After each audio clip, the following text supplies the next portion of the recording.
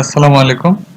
আজকে আমরা এই প্ল্যানটাতে কয়েকটা কলাম প্লেসমেন্ট করব আর কি। তো আমরা প্রথম দিকে বুঝতে পারি না যে কলামগুলো আসলে কোথায় আহ, হবে আর কি।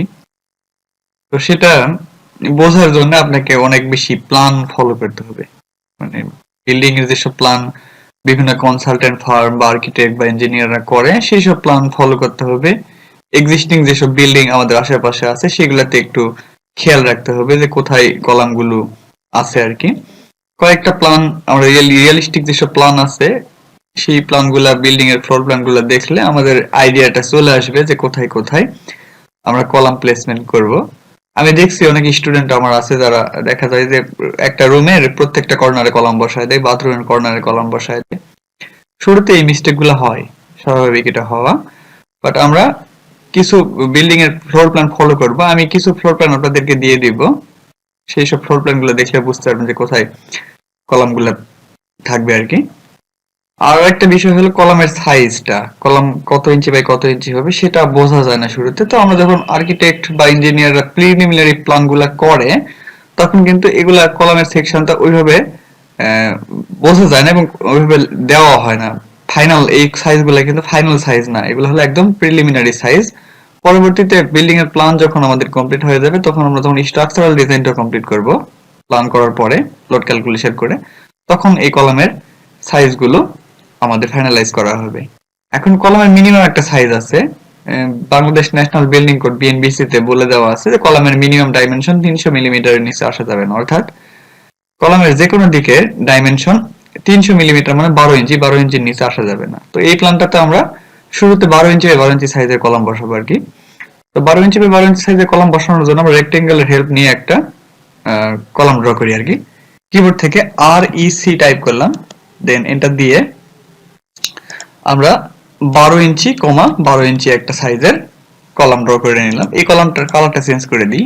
অলের কালার যেহেতু ব্ল্যাক, কলামটা আমি রেড কালার রাখতেছি, বা অন্য কোনো কালার দিয়ে নেবেন। আচ্ছা, হলো। এখন আমরা এই কর্নারে একটা কলাম প্লেসমেন্ট করব। এই কর্নারে অ্যাকচুয়ালি আমি একটু এক্সটেন্ড করে দিই এই লাইনটাকে। এই যে এই লাইনটা যেখানে গিয়ে এটাকে টাচ করলো, এই পয়েন্টটা, এই পয়েন্টটাতে আমরা কলাম প্লেসমেন্ট করব। কিন্তু আমাদের তো এটা ট্রিম করে দেওয়া ছিল, এরকম ট্রিম করে দেওয়া ছিল। তো এই পয়েন্টটা তো আমরা এখানে খুঁজে পাবো না। আচ্ছা, এটা কিভাবে পাবো আমরা দেখি। এই নিচের দিকে খেয়াল করেন যে এখানে এই স্ন্যাপ, অবজেক্ট স্ন্যাপের বাম পাশে একটা অপশন আছে, এটা হলো ট্র্যাকিং। এটাকে বলা হয় অবজেক্ট স্ন্যাপ ট্র্যাকিং বা রেফারেন্স লাইনও বলা হয় অনেক সময় এটাকে আর কি। এটা অন রাখবেন। এই যে এখন ক্লিক করলে কিন্তু অফ হয়ে গেল। এখন আবার যদি একবার ক্লিক দিই তাহলে কিন্তু আমাদের এটা অন হয়ে যাবে। অথবা এটা শর্টকাট হলো কিবোর্ডের F11 যে কিটা আছে ওইটা। আচ্ছা, অন করা রাখা আছে। এখন এটাকে সিলেক্ট করলাম, আমরা এটাকে কপি করব, CO এন্টার দিলাম। আমরা এই পয়েন্টটা বসাবো, তাই তো? তাহলে আমরা এখান থেকে বেস পয়েন্টটা নিলাম, এখানে বেস পয়েন্ট আবার দেখাচ্ছি, সিলেক্ট করে কপি, তারপর এই পয়েন্টে ক্লিক দিলাম। ভালো করে খেয়াল করেন কোন পয়েন্টে ধরতেছি এটাকে। এই পয়েন্টে না, কিন্তু এটা এই পয়েন্টে ধরবো।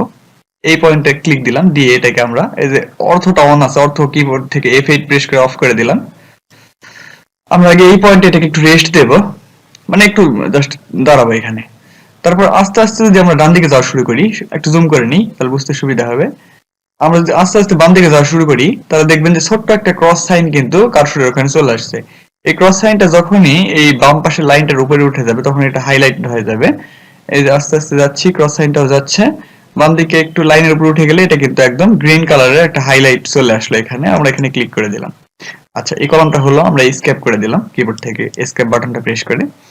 আবার এখন একটা কলাম এই পয়েন্টটা বসাবো আমরা। এই পয়েন্ট আমরা সহজেই পেয়ে যাবো স্ন্যাপে, কারণ এটা এখানে তো ইন্টারসেক্ট একটা পয়েন্ট আছে। এই লাইনটা গিয়ে এই লাইনটা গিয়ে উপরে এই লাইনকে ইন্টারসেক্ট করছে এখানে। সো এখানে ওই রেফারেন্স লাইনের দরকার আমাদের হবে না। আমরা জাস্ট এই কলামটাকে সিলেক্ট করে কপি করব। এখন আবার খেয়াল করেন এই পয়েন্টে ধরে আমরা এটাকে এই পয়েন্টে প্লেস করে দিলাম। আচ্ছা, এখন আবার এখানে একটা দিই, সিলেক্ট, কপি, খেয়াল রাখবেন এই পয়েন্টে ধরবো আমরা, এই যে এই পয়েন্টটাতে। এরপরে আমরা এটাকে এখানে প্লেস করে দিলাম। এখন আবার এই পাশে কলাম বসাতে হবে আগের মতোই, সিলেক্ট, কপি, এই কর্নারে ধরে আমরা এই কাছাকাছি আসি, এসে এখানে একটু রেস্ট দিয়ে, এখানে একটু রেস্ট দিয়ে আমরা ডান দিকে যাই। ডান দিকে আস্তে আস্তে গেলে রেফারেন্স লাইনটা পেয়ে যাবে, যে ক্রস সাইনটা আসছে। দেখেন, ভালো করে খেয়াল করেন। আবার জুম করে নিলাম, এই যে ক্রস সাইন একটা, এখন কিন্তু ক্রস সাইন নাই, কার্সরের সাথে কিন্তু কোনো ক্রস সাইন নাই। আমি যখন এখান থেকে আস্তে আস্তে এদিকে যাব, ক্রস সাইন চলে আসলো, এই ক্রস সাইনটা ডান পাশের এই লাইনের উপরে উঠে গেলেই হাইলাইট হয়ে গেল, ক্লিক করে দিলাম। আচ্ছা, কলাম বসানোটা একটু ডিফিকাল্ট, শুরুতে হাত কাঁপাকাঁপি করে অনেক সময় দেখা যায়, তো এটা কয়েকবার প্র্যাকটিস করতে হবে, হাতটা একটু ইজি হয়ে গেলে এটা ইজিলি বসে যাবে আর কি। এরপর এই কলামটাকে সিলেক্ট করব, কপি আবার আগের মতোই, এই পয়েন্টে ধরে আমরা আস্তে আস্তে এখানে এসে রেস্ট দিলাম, তারপর আবার বাম দিকে যাই, এই পয়েন্টে গিয়ে এটাকে প্লেস করে দিলাম।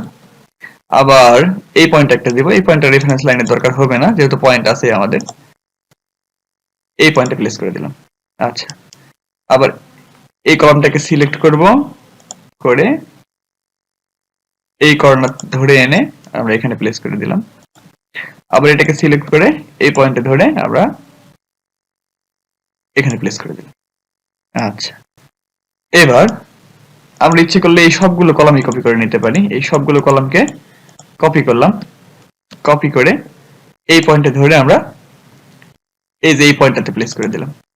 আচ্ছা, এখন আবার এই 4টা কলামকে সিলেক্ট করব, সিলেক্ট করার পরে কপি করব, ধরুন এই পয়েন্টে ধরে, বা আমি রেফারেন্স লাইন সহ দেখাই, এই পয়েন্টে ধরলাম, ধরে এখানে রেস্ট দিলাম, রেস্ট দেওয়ার পরে ক্লিক করি না, জাস্ট একটু এখানে দাঁড়ালাম, তারপরে আস্তে আস্তে ডান দিকে যাব। এই যে এখন কিন্তু রেফারেন্স লাইন পাচ্ছি না, বাট যদি আমরা এখানে একটু রেস্ট দিই, তারপরে আস্তে আস্তে ডান দিকে যাওয়া শুরু করি, দেখবেন যে রেফারেন্স লাইনটা চলে আসবে। আসলো, ক্লিক করে দিলাম, এন্টার। তাহলে কি হলো, আমাদের এই প্ল্যানটাতে এটা ডিলিট করে দিই, যেসব জায়গাতে কলাম দরকার সেখানে কিন্তু আমরা এই কলামগুলো প্লেস করে ফেললাম। আজকে এই পর্যন্ত, কথা হবে নেক্সট টিউটোরিয়ালে। আপনারা কলামগুলো এই প্ল্যানে বসাই ফেলেন।